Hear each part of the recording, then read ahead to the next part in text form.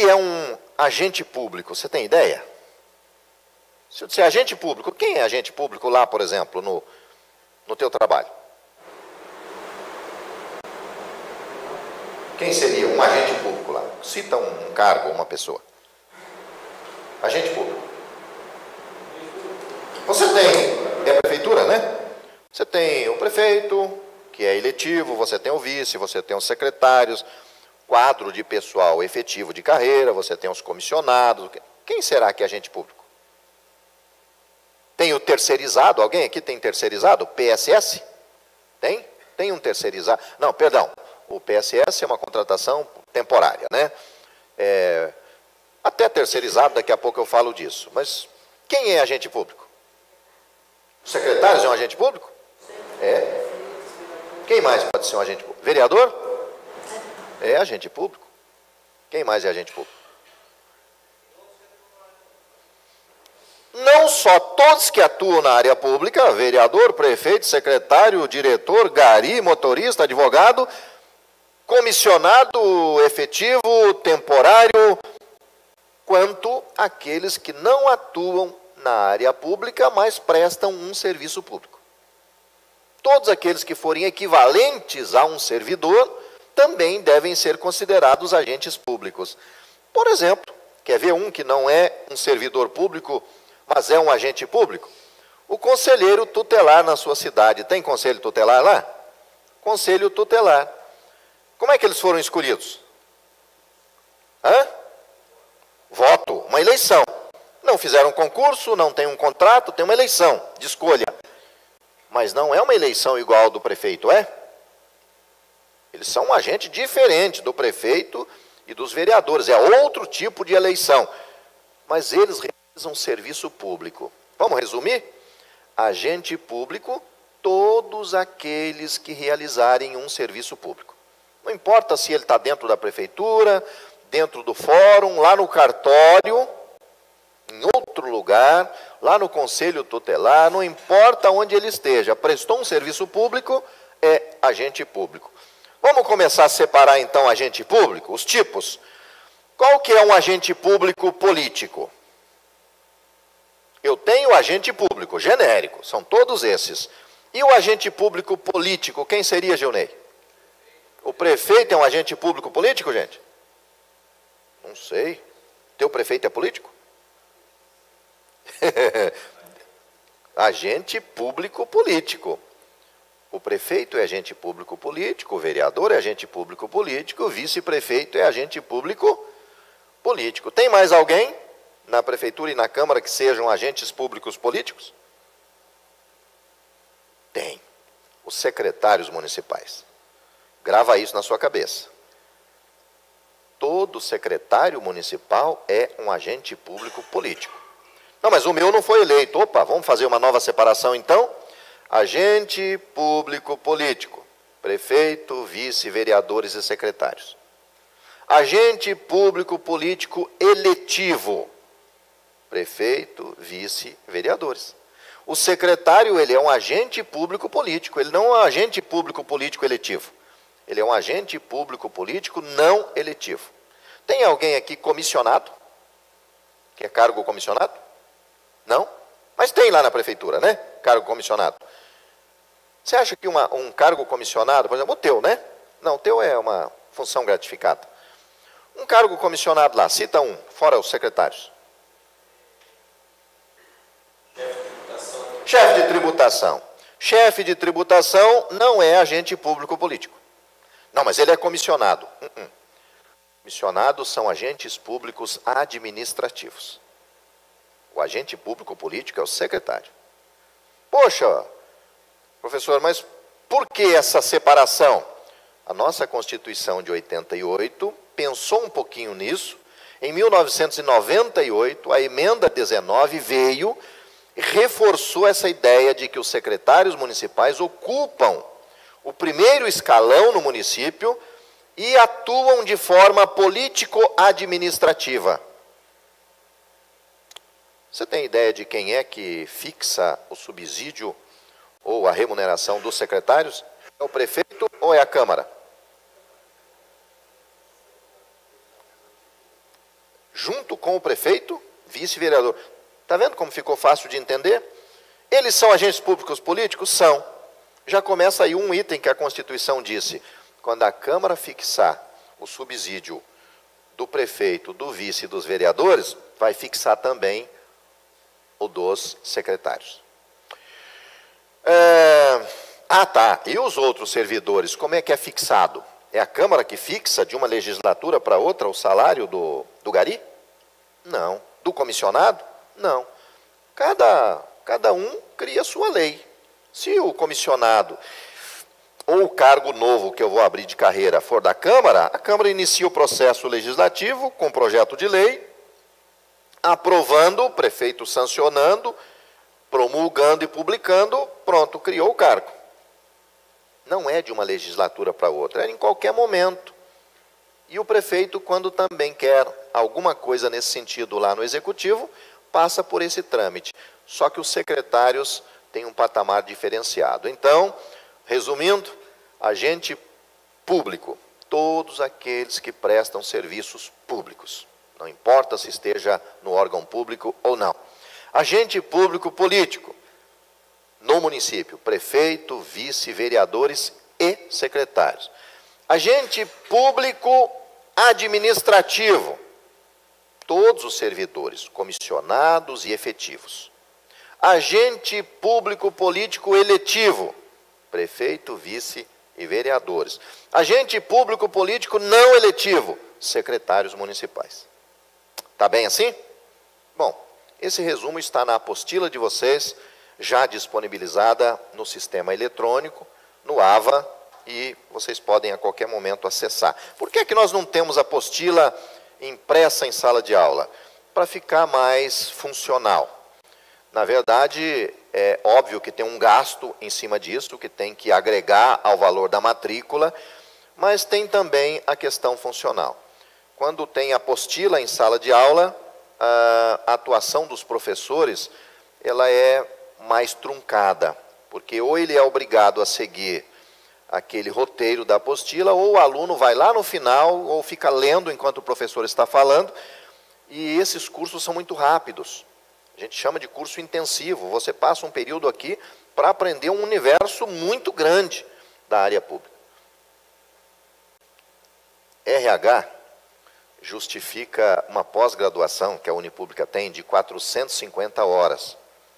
E nós vamos ter aqui 18 horas.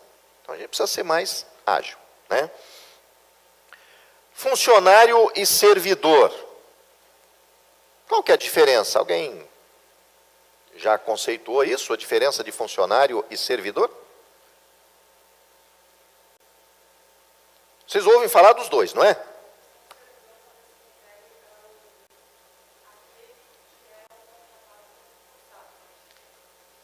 O concursado seria um servidor. E funcionário? Servidor seria um concursado. Funcionário, talvez os cargos temporários. Será que é isso, gente? A apostila explica detalhadamente, mas eu vou já antecipar para vocês aqui de uma maneira muito simples. Funcionário é a maneira comum de se chamar aqueles agentes públicos não eletivos. Então, eu posso chamar o secretário de funcionário. O prefeito seria um funcionário? No sentido estrito, não. No sentido lato, sim. Até ele está a serviço do poder público. Mas por que nós então temos servidor? Aliás, por que a Constituição Federal usa o nome servidor? Por uma conceituação feita na votação da nossa Constituição, promulgada em 5 de outubro de 1988. Ali conceituou-se dizendo o seguinte: funcionário desempenha uma função. E, na verdade, existe, no caso dos estatutários, no município que é estatutário, cargo. Você assume um cargo, você desempenha uma função, mas você está ocupando um cargo. Então, eu não posso dizer que você é um funcionário porque você não desempenha, em primeiro lugar, uma função. Você está lotado em um cargo. É uma conceituação técnica. Moral da história? Não se preocupe, você não vai falar nada errado se usar o termo funcionário. e nada errado se usar o termo servidor. Só na conceituação técnica é que a gente separa isso. Mas é só na conceituação técnica. O Código Penal brasileiro ainda tem lá a palavra funcionário público. Então não foi abolida a palavra, o termo. Eu, advogado, quando atuo, escrevo sobre isso, eu tenho que, obviamente, usar o termo técnico aplicável. Mas no dia a dia, não se preocupem, não gaste o seu tempo imaginando que você tem que aplicar a palavra servidor porque funcionário está errado. Tá bom? Fique muito à vontade para usar qualquer um dos dois, resumindo que é apenas uma conceituação que se adotou na Constituição de 88, o termo servidor e não funcionário, mas não aboliu exatamente o outro termo. Claro que nós vamos chamar de servidor como colaborador, mas às vezes o terceiro não é um servidor, ele é um equiparado a servidor. Eu posso dizer que o conselheiro tutelar é um servidor? Não. Eu posso dizer que ele é equiparado para algumas questões. Eu citei anteriormente aqui até dizendo que ele é equiparado a um servidor público, aliás, quando eu considero ele um agente público. Mas ele não é um servidor, né? Os servidores são aqueles ligados à administração pública. Eu posso usar o termo servidor, por exemplo? Ou funcionário, fique à vontade. É igual aquela história de usar o termo prefeitura, né? O judiciário antigamente teve época em que até dizia que a ação, a inicial era inépita, porque ao invés de usar o nome município, usou o nome prefeitura. Prefeitura é o prédio, você não pode vir com a ação e dizer que a prefeitura está entrando contra alguém ou se defendendo de alguém. Quem está se defendendo é o órgão município, não o prédio, prefeitura. Hoje em dia já, se botar prefeitura lá, está valendo, entendeu, já está valendo, porque tem termos que são mais populares do que outro. Paço municipal, seria adequado, né? Não está errado usar a palavra paço municipal para determinar o prédio, mas é uma maneira mais formal, né, de se determinar. Deixa isso para a hora que for escrever. No dia a dia, vamos ficar à vontade aí. A língua portuguesa tem essas coisas, né? Você vai aplicar um verbo nas variações do verbo, então você diz assim: dar-lhe-ei mais uma chance. Você escreve isso, mas você não fala isso, né? Vou te dar mais uma chance, cara. Dar-lhe-ei. É a maneira correta? Falo isso? Não. Então, o coloquial com a palavra formal, mais ou menos se aplica aqui. Agora, vamos lá, né? No empregado público. Há algum aluno aqui que lá no município o regime jurídico dos servidores seja seletista? É o município de Santa Helena? É seletista? Tem seletista, mas é estatutário. Estatutário. Mas tem seletistas, né? Esse é o empregado público. Todo aquele regido pela CLT. Qual é o problema disso ou por que isso ocorre? Por que o município às vezes é estatutário e alguns municípios são seletistas? Ou por que algum município é as duas coisas ao mesmo tempo? O que é meio doido, né?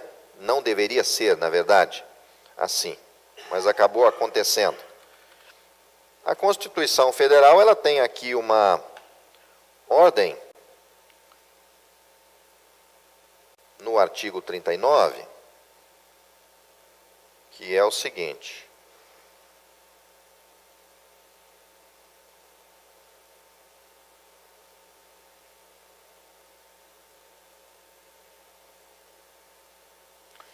alguém tinha um comentário? Acho que eu ouvi alguém manifestando? Não? Deixa eu aumentar isso. Deixa eu aumentar.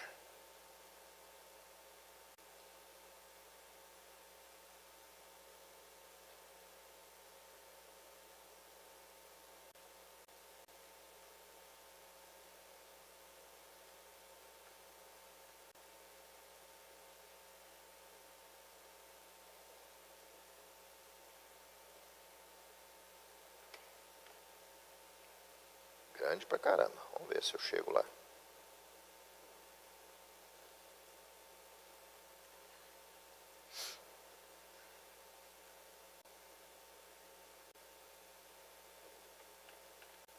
Então,